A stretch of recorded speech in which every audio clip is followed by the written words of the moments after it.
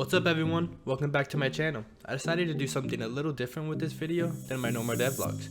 I wanted to challenge myself and see what I can make in a week. I unfortunately missed the last bracket's game gem, which those of you who don't know what game gems are, they're basically a stress added on top of you to see what you can create in a given time with a certain theme. So for this video, I decided to make my own game gem and make a game in a week. If you are new to the channel, then welcome, and make sure to like, subscribe, and comment so YouTube helps me in the algorithm. Now it's time to start the timer and get this game going. First step for creating any game consists of making a new project in Unity using URP.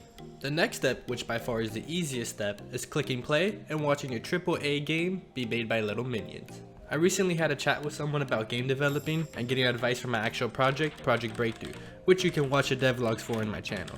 That's when he showed me some of his work and got inspired to make a top-down style shooter game. I definitely had to copy his idea on the floor, as it's a great idea. Shout out to Rumple. To achieve that floor, I had to think on the best ways to do so. So I did what any professional game dev would do.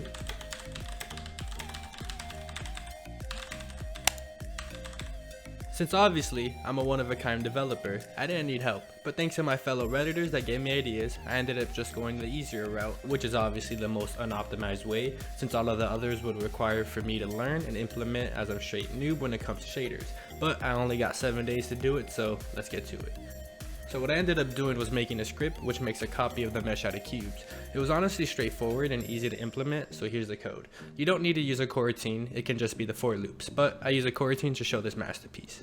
As the cubes are being added, I add a component which I made to get the floor moving, which is honestly very easy and no more than 10 lines of code, which makes me very happy. What's basically happening is I'm setting a random speed at start, so all floors are in sync, then it's simply updating its position using mathf.sign. Here's what it looks like. As you can see from the video before, using sign you can achieve a fluid motion for something like this. I can't sit here and explain to you what sign is. Ain't nobody got time for that. Now I'm not going to spend 4 minutes on each feature, so I'm going to speed it up a bit. My movement controller is very easy. As it's a top-down shooter, we don't have to worry about 3D animations, locomotion, or even animation blending. So I made myself a little cube to get started, gave him a V8 engine, and now you can see him go. A part of making a game look good is very much in the effects and models you bring in, especially figuring out a theme to go for. I've been very much into Bloom lately, so I decided to use it just a tad bit. Post-processing is a huge help to that. I try not to overload it with settings, so these are the ones I use. I also changed the skybox to a solid color to give it more of an atmosphere. Lastly, I added a particle to the map to give it an effect, which I think the outcome really came out great. What do you guys think?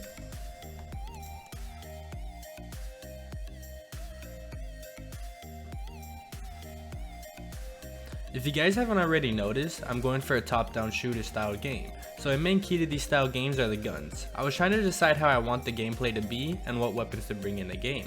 Will the player be able to swap weapons or only have one weapon that can be upgraded?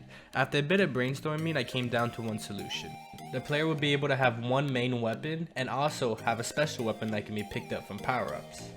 Main weapon is made up of a bunch of cubes, as you can see, as I'm going for a very simple art style, which in the overall end helps me a lot. I didn't want it to look too plain either, so I decided to go for one on each side, which gives it a cool look when shooting.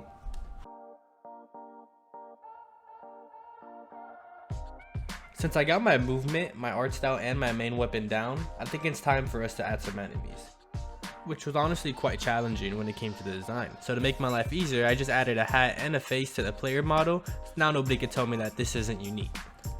For the AI side of things, I didn't really make the AI as smart as I wanted it to be, but perhaps in the next 4 days I get to it. For its shooting, I added a chance of shooting variable to give the AI some randomness and not coordinated attacks. It's honestly probably not the smartest way to do it, but it works, so you know what? I'ma use it.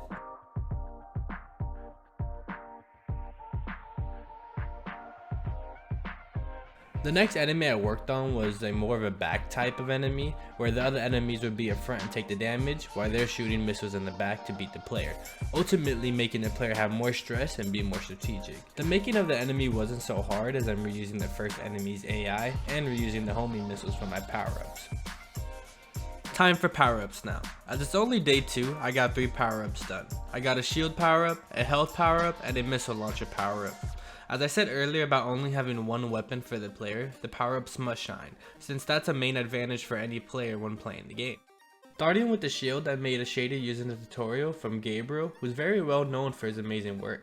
He has a bunch of tutorials, so I definitely say check him out. The shader itself is actually very well done, giving me complete control on the look I want, from the colors to emission, even to vertex manipulation, which after learning this I had the idea of converting the floor to a shader, but I'd rather not so I have enough time to make a game. As I only have 7 days, I want to make sure it's right. Now I'm not going to cover the health power up as I hope you guys know what it does already, so to the missile launcher I go.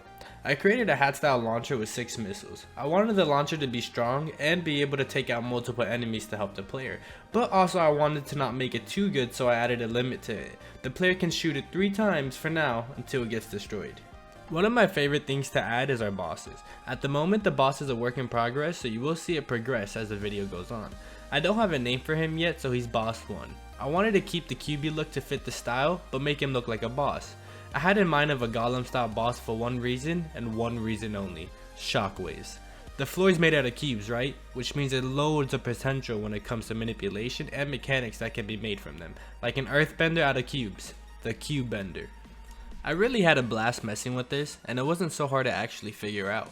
How I achieved this was using a sphere collider. Once it gets in contact with the floor, I started scaling it up. Now every cube that gets collided with this sphere starts the shockwave process, which looks something like this. I set the cube on contact back to 0 on the y-axis to make it give the effect of a shockwave.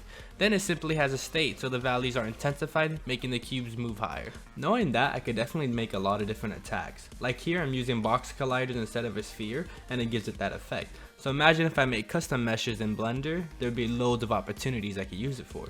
The next weapon I added on him are the 2 guns. I wanted more of a minigun styled, as I thought it would be awesome to block all of them with shields, or get totally annihilated. You pick. At the moment he's also very dumb with no prediction, but I'll get to that soon.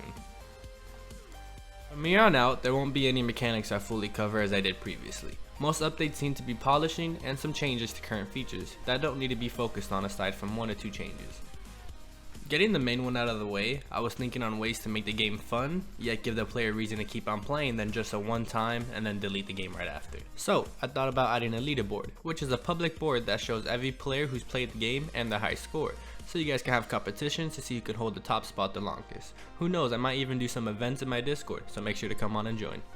Making this was very simple. I'm actually using Loot Locker, which is relatively new. They give up to 10,000 player spots for free, so why not take advantage? Aside from the leaderboard, I fixed some changes on the turret to make the projectiles faster and not miss as much as they did. I also added a main menu, along with adding color to the missile enemy to help your eyes see them when playing.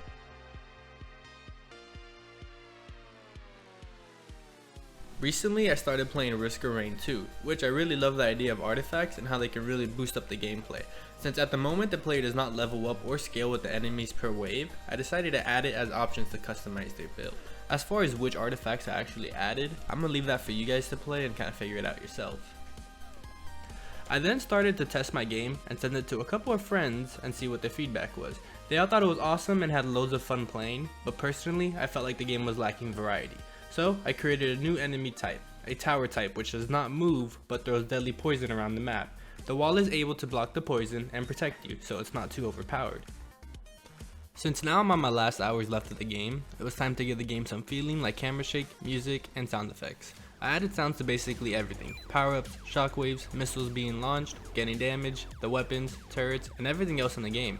I also added camera shake to the missiles on explosion and the boss when doing shockwaves. I think the biggest part that actually gave the game feeling would actually be the music, 100%. Alrighty guys, this is actually the end of the video. Overall I learned a lot doing this project and had loads of fun developing. Please make sure to try it out on itch.io for free and work your way to the top of the leaderboard. Join our Discord and share your scores.